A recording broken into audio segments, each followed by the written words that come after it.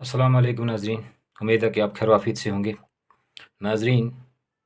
آج اسلامی سال جو محرم سے شروع ہو رہا ہے وہ اس عاشوراء کے 10 ایام کے اندر اس وقت اپنے شروعات میں ہے، لیکن یہ 10 دن خاص اہمیت رکھتے ہیں۔ ان کی خاص وجوہات ہیں پوری امت مسلمہ کے لیے،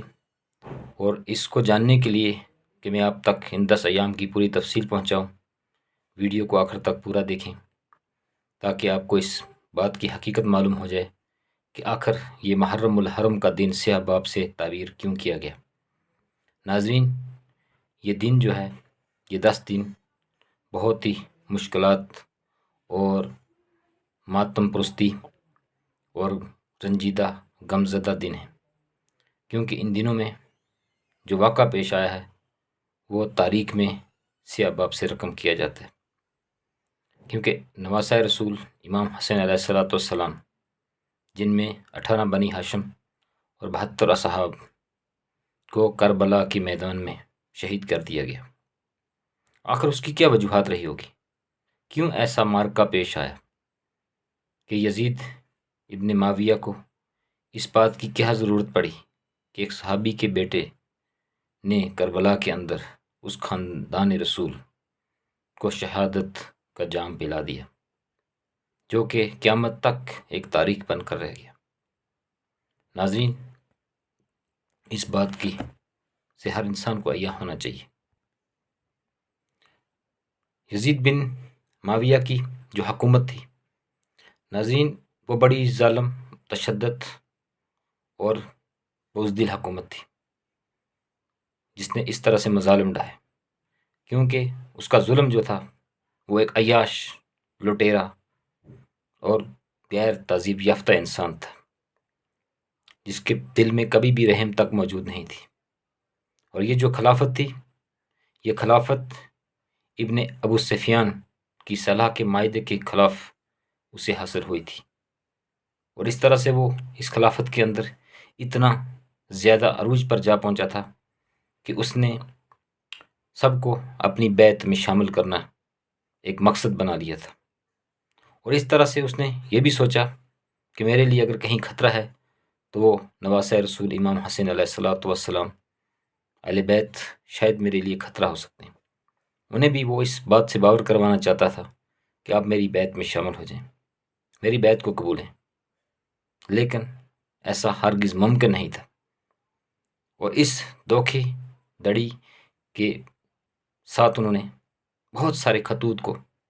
امام حسین علیہ السلام تک روانہ کیا۔ جو خطوط ان تک پہنچے، ان خطوط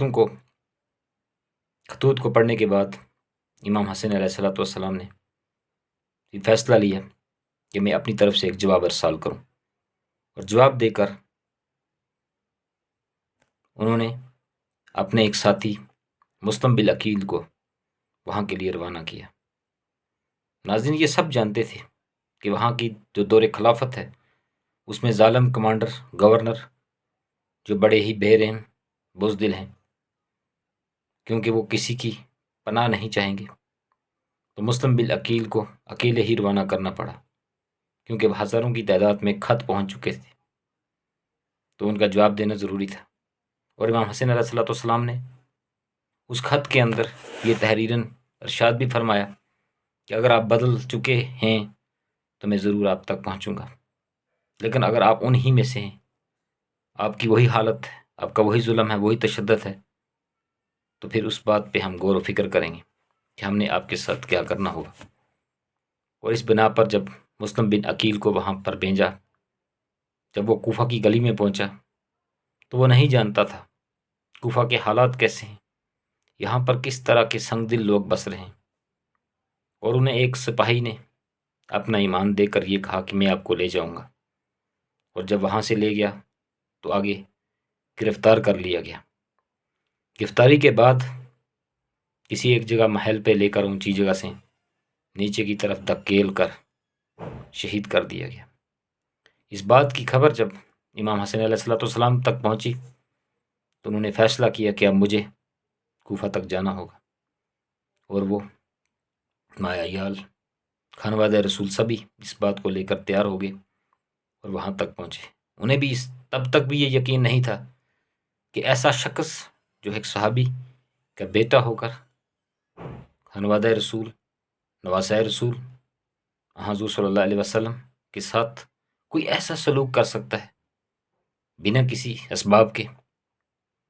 لیکن جب وہ وہاں پہنچے تو تب جا کے انہیں یہ معلوم ہوا۔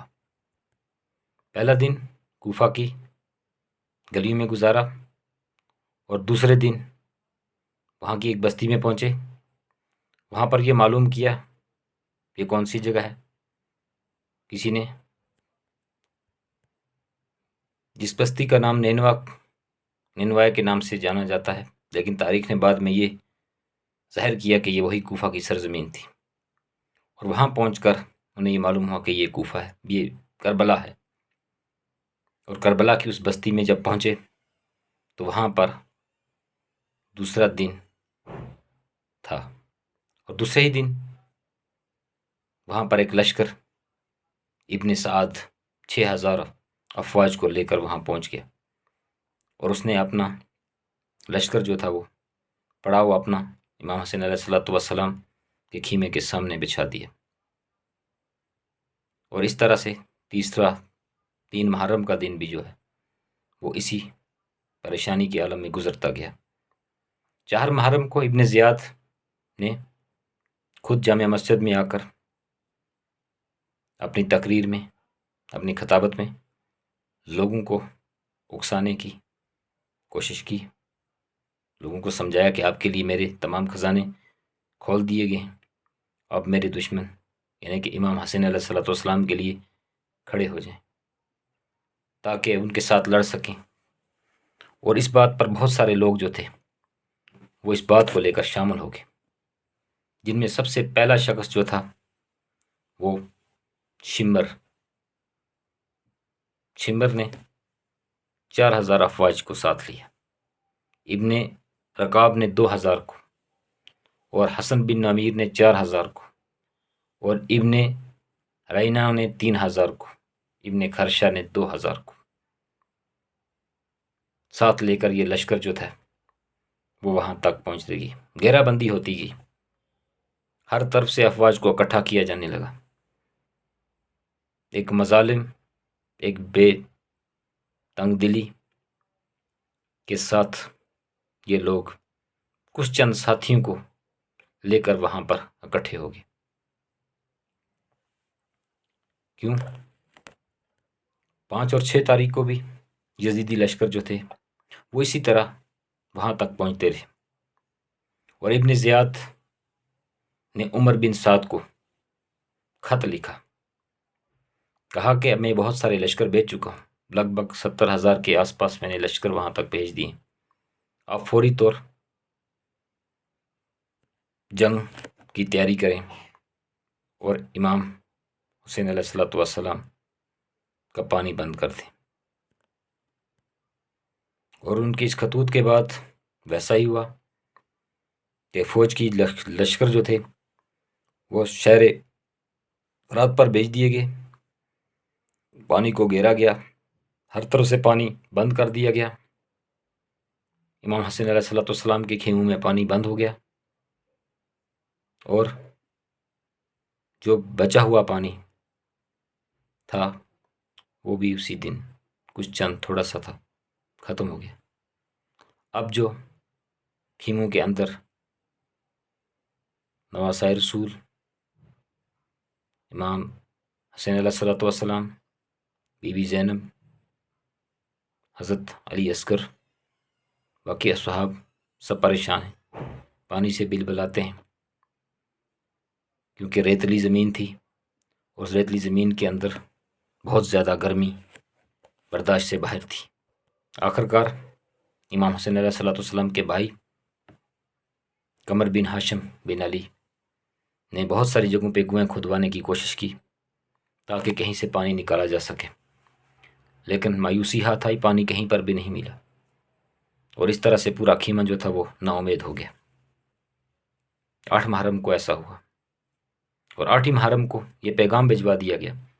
کہ یزید کی طرف سے پیغام ہے کہ آپ ہماری بیعت قبول کر لیں یا پھر جنگ کے لیے تیار ہو جائیں۔ اور یزید کی بیعت قبول نہ کرتے ہوئے امام حسن علیہ السلام نے یہ پیغام بھجوا دیا کہ مجھے اپنی جان کی قربانی دینا منظور ہے، یہاں سے دوسری جگہ جانا منظور ہے، لیکن آپ جیسے ظالم، بزدل اور دنیا کی دولت میں ڈوبے ہوئے، لذتوں میں ڈوبے ہوئے انسان کی بیعت مجھے کبھی قبول نہیں ہو سکتی۔ اس سے بہتر ہے کہ میں اپنی جان کو نچھاور کر دوں اپنی نانا کے دین کے لیے۔ اور اس طرح سے 9 محرم کو یہ اطلاع دے کر جنگ کی تیاری شروعات ہوگی۔ اور اسی دن امام بی بی زینب کو جب اس بات کا پتہ چلا تو وہ رونے لگی، کہا ایک دن کی مہلت یزید کو اور دی جائے تاکہ وہ یہ سوچ لے کہ آخر مجھے کس سے جنگ کرنی ہے، وہ اس بات سے واقف ہو جائے، اور ہمیں بھی ایک رات اپنے اللہ کے دربار میں عبادت اور دعاؤں میں مشغول رہ کر اللہ سے ہر بات کہنے کا موقع مل جائے۔ اور اس طرح سے وہ رات گزاری گئی نا ساتھیوں، جو رات بڑی سنگین تھی، بل بلاتے ہوئے روتے ہوئے رات نکالی، پیاسے تھے، پریشان حال تھے، اور 9 محرم کو اطلاع دے کر جنگ کی شروعات کی گئی۔ اور اسی صبح بی بی زینب نے حضرت عباس، غازی عباس رضی اللہ تعالیٰ عنہ علیہ والسلام کو جا کر کہا کہ بہت پیاسی ہوں، میرے لیے پانی کا کہیں انتظام کریں۔ ان سے رہا نہ گیا، وہ ایک دریائے پر پہنچے، وہاں پر پانی بھرا اور واپس جا رہے تھے کہ یزید کے فوجیوں کو پتہ چل گیا، انہوں نے تیر اندازی کی اور دونوں ہاتھ قلم کر دیے۔ انہوں نے دانتوں سے مشکیزہ اٹھا کر خیمے تک پہنچنے کی کوشش کی، لیکن ظالم فوج نے، یزیدی لشکروں نے جو مشکیزہ تھا وہ اسے بھی توڑ دیا اور ان کو شہید کر دیا گیا۔ اس کا جب پتہ چلا امام حسن علیہ السلام کو تو اور پریشانی کا عالم بن گیا، اور اس طرح سے 10 محرم کا دن آ پہنچا۔ اور 10 محرم کے دن جب ایک کمانڈر یزیدی فوج کا، جو اپنے بھائی اور بیٹے کو لے کر امام حسن علیہ السلام کے ساتھ شامل ہو گیا، وہ جانتا تھا کہ حق پر کون ہے،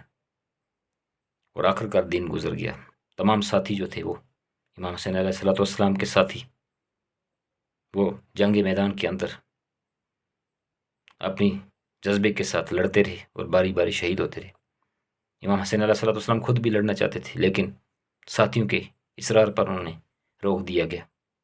کہ وہ آخر پر رہیں گے۔ اور اس طرح نماز عصر کا وقت ہو گیا، تپتی ہوئی ریت کے ساتھ تیمم کیا، نماز کے لیے کھڑے ہوئے، اور چاروں طرف سے یزیدی لشکر نے ان پہ وار کرنا شروع کر دیا، تیر اندازی کی گئی، اور اس طرح سے وہ بہت ہی نڈال ہو گئے، زخموں سے چور ہو گئے۔ وہ جسم جنہیں حضور صلی اللہ علیہ وسلم اپنی گود میں رکھا کرتے تھے، جو ان کے کندھے پہ سواری کرتے تھے، جو نماز میں ان کی پیٹھ پر رہتے تھے، کبھی سجدے سے سر نہیں اٹھایا، وہ نواسا اس وقت کس حال میں تیروں سے چھلنی کر دیا گیا۔ ساتھیوں پھر بھی نماز نہیں چھوڑی، نماز کو مکمل کیا، اور آخر کار جب سجدے میں گئے تو شمر لائن نے جسم تن سے سر جدا کر دیا اور نیزے پہ اٹھا لیا، اور نعرہ بازی میں وہاں سے نکلنے لگے۔ جب خیمے میں رونے کی آوازیں آنے لگی، چیخ اور پکار کی آوازیں آئیں، کوہرام مچ گیا، تب خیموں کو آگ لگا دی، بالیاں کھینچ کر نکال دی، بہت ظلم اور تشدد کیے گئے، پاؤں میں بیڑیاں ڈال دی گئیں۔ اسی دوران ایک ساتھی جو وہاں پر اس وقت علیل حالت میں، بیماری کی حالت میں، جو جنگ میں شامل نہ ہو سکے، امام زین العابدین فرزندان امام حسن علیہ السلام، ان کو بی بی زینب نے اپنے کندھوں پہ اٹھایا اور کوفہ سے دمشق تک لشکر کے ساتھ، یزیدی لشکر کے ساتھ جا پہنچی۔ وہاں پر اس بات پر انہوں نے خطبہ بھی دیا، فرمایا کہ یزید، میرے نانا کا جو دین ہے، جسے تو اپنی فوجی لشکر اور طاقت کے ساتھ مسلنا چاہتا تھا، ختم کرنا چاہتا تھا، لیکن یہ قیامت تک کبھی ختم نہیں ہوگا، اور میرا نام ہمیشہ باقی رہے گا، میرے نانا کا نام ہمیشہ کے لیے باقی رہے گا، تیرا نام لیوا کوئی بھی نہیں ہوگا۔ آج 1400 سال کے بعد بھی امام حسین علیہ الصلوۃ والسلام، شہدائے کربلا کا نام، حضور صلی اللہ علیہ وسلم کی تاریخ، ان کی رسالت، سب تا قیامت تک امت کے لیے باعث فخر رہے گی، یاد رہے گی۔ آج بھی مزارات پہ شہداء کے مزارات پہ آج بھی سب کچھ دیکھنے کو ملتا ہے، سب یادگاریں موجود ہیں، ان کے نام لیوا آج بھی موجود ہیں۔ بس اگر کہیں نام لیوا نہیں ہے تو یزید کا نہیں، جس نے اتنے مظالم ڈھائے، جس نے ظلم کی حدیں پار کر دیں، اور اس طرح سے یہ سلسلہ بہت وسیع ہے، بہت بڑا واقعہ ہے۔ میں نے مختصر آپ کو بتانے کی کوشش کی ہے کہ آپ اس سے تھوڑی سی 10 دن کے بارے میں جانکاری حاصل ہو جائے۔ ناظرین اسی امام زین العابدین کی نسب سے پوری دنیا کے اندر جو آل بیت، آل سادات اس وقت بھی قائم ہیں، تا قیامت موجود رہیں گے۔ پوری امت کے اوپر یہ تلقیناً بات ہے کہ آپ آل بیت کو احترام، قدر اور عزت کے ساتھ پیش آئیں، ان کی عزت کریں۔ یہ معصوم ہیں، ان کی معصومیت کی طرف دیکھیں، ان کی دنیا داری کی طرف مت دیکھیں، ان کے نسب کی طرف دیکھیں کہ یہ کس نسب سے ہیں۔ اگر اسلام زندہ ہوا تو ہر کربلا کے بعد، کیونکہ اگر اس وقت نواسۂ رسول حضور صلی اللہ علیہ وسلم اس بات پہ عمل نہ کرتے کہ مجھے نانا کا دین زندہ کرنا ہے، وہ قربانی، تو شاید آج ہم کس حال میں ہوتے اللہ بہتر جانتا ہے۔ تو اس لیے ان کی قدر آپ پہ لازمی ہے۔ تو یہ بات میں نے آپ تک پہنچانے کی کوشش کی۔ اگر آپ کو اس بات پہ کہیں پہ کوئی بات مضر لگی ہو یا کہیں کہنے میں کوئی کوتاہی ہو تو اس کے لیے میں معذرت کو ہوں، لیکن اگر ویڈیو میری پسند آئے تو دوسروں تک یہ پیغام ضرور پہنچائیے گا، لائک شیئر ضرور کیجیے گا۔ اللہ سلامت رکھے۔ السلام۔